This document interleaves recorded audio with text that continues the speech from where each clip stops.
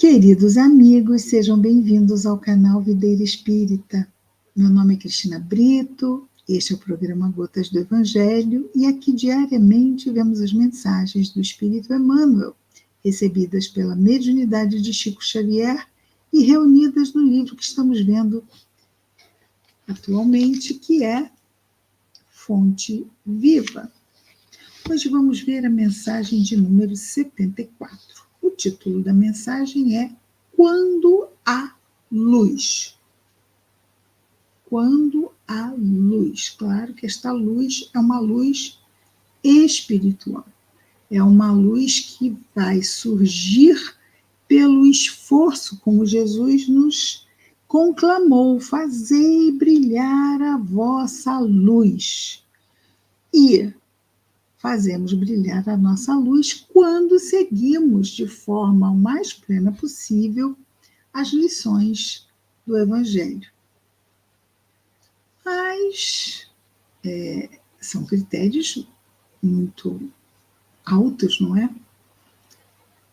A ponto de superarmos as nossas sombras internas e fazermos a luz brilhar. Estamos neste caminho? Sim, estamos neste caminho. Já temos momentos em que nos sentimos extremamente positivos, extremamente praticantes da melhor forma possível das lições de Jesus, mas é claro que, como Jesus nos disse, não é? Se não vigiarmos e orarmos, podemos cair vibratoriamente. Então, esta luz é algo ainda que nos desafia muito. É claro que temos irmãos de humanidade que estão muito melhor neste exercício, nessa prática de fazer brilhar a luz. Então, quando a luz, palavras destacadas por Emmanuel, palavras de Paulo de Tarso, escrevendo a sua segunda carta aos Coríntios, no capítulo 8. É 8? Não. 5. No capítulo 5, que a letra é tão pequenininha. No capítulo 5, versículo 14, da segunda carta de Paulo aos Coríntios, diz-nos o apóstolo Paulo o seguinte: o amor do Cristo nos constrange. O amor do Cristo nos constrange. Isso quer dizer que nos constrange ao ponto de termos que segui-lo. Veja, é Paulo falando, que constrange já ao seu coração. E quantas coisas fez Paulo no testemunho sacrificial de ser, como ele mesmo disse, uma carta viva do Cristo. É nesse nível. Então, Paulo nos diz que o amor do Cristo nos constrange. Emmanuel comenta as palavras de Paulo, dizendo-nos assim: quando Jesus encontra santuário no coração de um ser humano, modifica-se-lhe a marcha inteiramente desse ser humano. Não há mais lugar dentro dele para adoração improdutiva, para a crença sem obras, para a fé inoperante. Não, isso acabou, não é? Algo, é aí que está. Isto acabou. O que não quer dizer que a pessoa não vai ter seus momentos. Por quê? Porque nós estamos em construção. Muitas vezes, um passo pode ser dado para trás? Pode. Aquele dia em que as coisas não correm bem no sentido que deveriam, em que não nos aliamos à prece como deveríamos, em que a irritação ainda nos colhe quando imaginávamos que não iríamos nos irritar. Quando nos impacientamos, quando depois refletimos que deveríamos ter sido mais pacientes. Então, vejamos que nós estamos numa construção. Isso é importante que se diga, porque é claro que Emmanuel vai nos falar aqui exatamente de corações como os de Paulo, capaz de testemunhar grandes sacrifícios na construção do cristão que ele se determinou ser. Mas talvez, e pode acontecer, e é natural que aconteça, porque ainda somos espíritos imperfeitos, que isto em nós se dê de uma forma mais lenta, e o constrangimento não seja tão intenso quanto o que Paulo nos narra, que nós sentimos o que ele está dizendo. Então, deveríamos mudar radicalmente a nossa vida. E nós sabemos que esse radicalmente ainda não aconteceu na medida em que estamos construindo esta mudança, ok? Então, o que eu quero dizer com isso tudo? Está tudo bem. Não adianta nós pensarmos, então eu sou uma cristã fracassada, eu sou um cristão fracassado. Não. Nós estamos em construção, não desanimemos, já andamos muito, muito mais andaremos, ok? Então vamos lá. Não há mais lugar dentro do coração que quer se transformar com Jesus, não há mais lugar dentro dele para adoração, já vimos isso. Algo de indefinível na terrestre linguagem transtorna-lhe o espírito. Esta nossa realidade, para esses irmãos mais atentos, ela vai se tornando distante do que eles se identificam de forma mais plena. Categoriza-o a massa comum, quer dizer, as pessoas, de forma geral, categorizam esse irmão por desajustado. Entretanto, o aprendiz do Evangelho, chegando a essa condição, veja como ele diz, chegando a essa condição, estamos em construção, mas chegando a essa condição, sabe que o trabalhador divino, sabe que Jesus, como que lhe ocupa as profundidades do ser. Então, está tudo bem. Mesmo não sendo entendido, mesmo sendo altamente deturpado o que ele sente, o que ele diz, ele não se importa. Renova-se-lhe toda a conceituação da existência. O que ontem era prazer, hoje é ídolo quebrado. O que representava meta a atingir é roteiro errado que ele deixa ao abandono. Torna-se criatura fácil de contentar, mas difícil de agradar. Ou seja, torna-se mais simples, fácil de contentar, agora difícil de agradar, na medida em que o seu agrado transcende as coisas materiais. Estávamos ouvindo uma conversa ontem, quer dizer, na verdade estávamos conversando, e uma querida amiga trouxe-nos o caso de um conhecido que, no Brasil, que decidiu adotar crianças, adotou num determinado estado e depois soube que num outro estado havia uma carência enorme, as crianças estavam passando por uma enorme carência.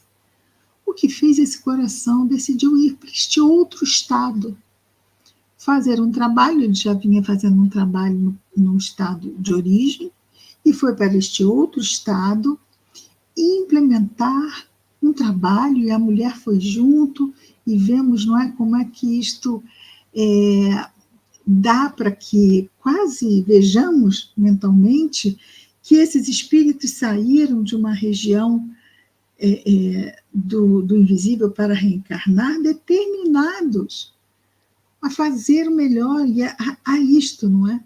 A definitivamente sentirem-se constrangidos com Cristo a ponto de mudarem e fazerem das suas próprias vidas exemplos de doação plena.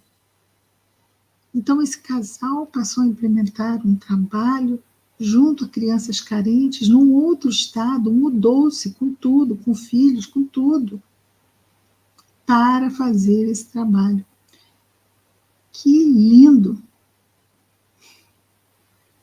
São corações assim, porque quando isto foi antes, não é, de eu ver esta mensagem, e eu pensei muito nessa história e nesse companheiro. Eu pensei, nossa, com certeza, esse se sentiu nesse nível de constrangimento. Esse casal, não é? A voz do mestre, continua Emmanuel, persuasiva e doce, exorta-o a servir sem descanso. Converte-se-lhe a alma num estuário maravilhoso onde os padecimentos vão ter. Estuário é aquela baía, não é? Onde desaguam as águas, aquele lugar tranquilo, onde os barcos se reúnem para, muitas vezes tem um porto, não é? Então, converte-se a alma num estuário maravilhoso onde os padecimentos vão ter, né? Como as águas do rio que vão ao estuário. Buscando arrimo, as almas vão ter, a sua alma converte-se num local afetivo, emocional, onde outros corações vão encontrar arrimo, apoio. E por isso sofre a constante pressão das dores alheias. A própria vida física afigura-se-lhe um madeiro em que o mestre se aflige. Ele, ou seja, é para ele, essa pessoa, o corpo, a cruz viva em que o Senhor se agita crucificado. Porque não vão medir esforços. E eu já falo não vão, porque ainda me encontro longe de tal testemunho. Eu fico constrangida de ver almas assim, tão elevadas. Mas, de novo, estamos em construção, aqueles que se identificam ainda também como corações em construção para o Mestre, é isto. Não podemos desanimar, ok? Estamos dando o nosso melhor e todos damos o nosso melhor. Vamos prosseguir, buscando, como Jesus nos disse, estarmos atentos e buscarmos a prece.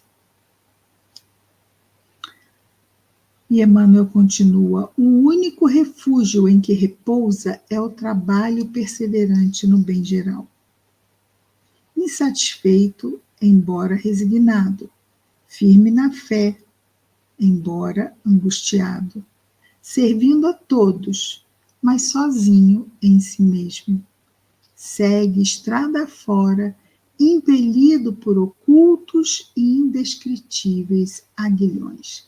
Aguilhões são aquelas situações que nos empurram, nos instigam a ir à frente, mas de forma penosa, não é?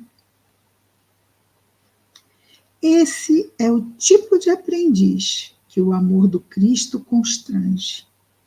Na feliz expressão de Paulo, vergasta-o, machuca-o, a luz celeste por dentro, até que abandone as zonas inferiores em definitivo. Para o mundo será inadaptado e louco. Para Jesus é o vaso das bênçãos. A flor é uma linda promessa, onde se encontre. O fruto maduro, porém, é alimento para hoje. Felizes daqueles, porque claro que a flor vem antes do fruto, não é? Felizes daqueles que espalham a esperança, mas bem-aventurados sejam os seguidores do Cristo, que suam e padecem dia a dia, para que seus irmãos se reconfortem e se alimentem no Senhor. Aí, particularmente, é como se eu olhasse para uma longa estrada e dissesse: muito a percorrer ainda, muito a percorrer.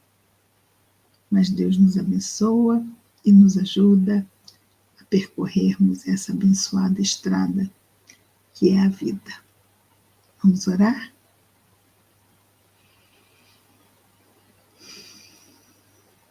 Jesus, médico de nossas almas, farol de nossas vidas. Obrigado, Senhor, pela sua paciência conosco. Obrigado, Senhor, pelas bênçãos sempre presentes em nossas vidas. Abençoa-nos, Senhor Jesus, a cada passo de nossa estrada. Fortalece-nos com bom ânimo, Senhor. Ajuda-nos, Jesus, a percebermos melhor o que pensamos ou o que estamos sentindo, caso haja necessidade, e sempre há, de fazermos reajustes a partir da percepção de que talvez não estejamos tão atentos como poderíamos estar. Ajuda-nos, Senhor, a nos lembrarmos da prece que tanto nos fortalece. Que as tuas bênçãos, Senhor, estejam em nós, estejam entre nós. E em especial rogamos, Senhor, pelos nossos irmãos, que neste momento, onde quer que se encontrem, estejam em sofrimento. Abençoa, Senhor. Obrigado por tudo, Mestre amado. Graças a Deus.